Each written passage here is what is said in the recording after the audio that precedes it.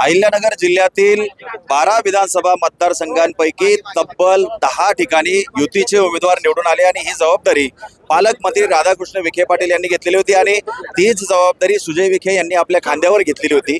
दुहेरी आनंद आज बघायला मिळतोय। आज सुजय विखे यांचा वाढदिवस आहे आणि आपण जर बघितलं तर मोठाल्या रांगा या ठिकाणी लागलेल्या आहेत आणि सगळेजण दादांना शुभेच्छा देण्यासाठी या ठिकाणी येताना दिसत आहेत। एकीकडे संगमनेरामध्ये बाळासाहेब थोरातांचा पराभव झाल्याने त्या ठिकाणी शुकशुकाट दिसतोय, मात्र दुसरीकडे विखे पाटलांच्या गोटामध्ये मोठा आनंदाचं वातावरण बघायला मिळतंय आणि दादांना शुभेच्छा देण्यासाठी नागरिकांची मोठी रीग लागलेली आहे। दादा आपल्या सोबत आहे, आपण दादांशी बोलूयात।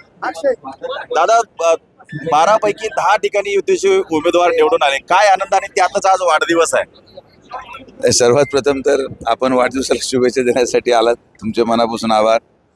माझ्या 42 वर्ष आता जवळपास पूर्ण झाले आणि वाढदिवसाची सगळ्यात मोठी भेट आज मला या जिल्ह्याच्या जनतेने दिली।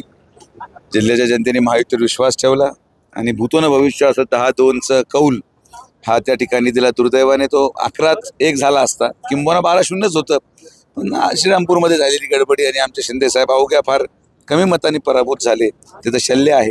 पण निश्चित एक चांगला निकाल लागला, महायुतीला चांगलं यश मिळालं आणि आता आमची जबाबदारी आहे की जो विश्वास जनतेने ठेवलेला आहे महायुतीवर त्याला पूर्णपणे सार्थक करायचा प्रयत्न करू। तुमचे मित्र रोहित पवार देखील घरी बसले असते, काहीतरी 150 मतांनी निवडून आले।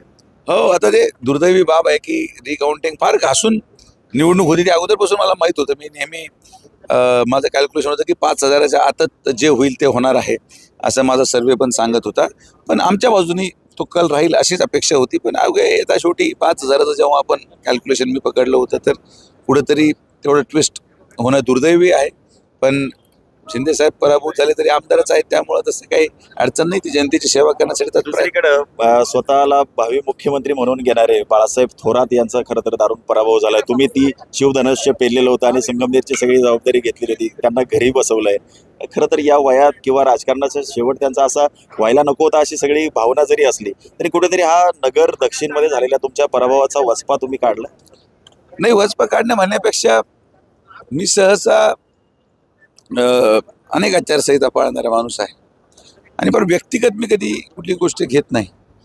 राजकारणात प्रक्रिया आहे, प्रक्रियेमध्ये प्रचार केला गेला पाहिजे। हो, हे 100% आहे की संगमनेरमध्ये जो काही मला प्रतिसाद मिळाला त्या अनुषंगाने मला असं वाटलं की हो, इथं बदल होऊ शकतो आणि म्हणून तो प्रयत्न केला।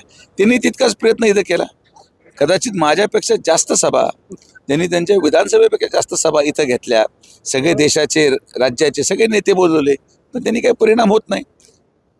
मी द्वेष भावनेने काम करणारा माणूस नाही, त्यांचा पराभव झाला हे दुर्दैवी बाब आहे। पण शेवटी आज राजकारणामध्ये ते एका पक्षात होते, मी एका पक्षात होतो। आज सर्वसामान्य जनतेने आम्हाला निवडून दिलं।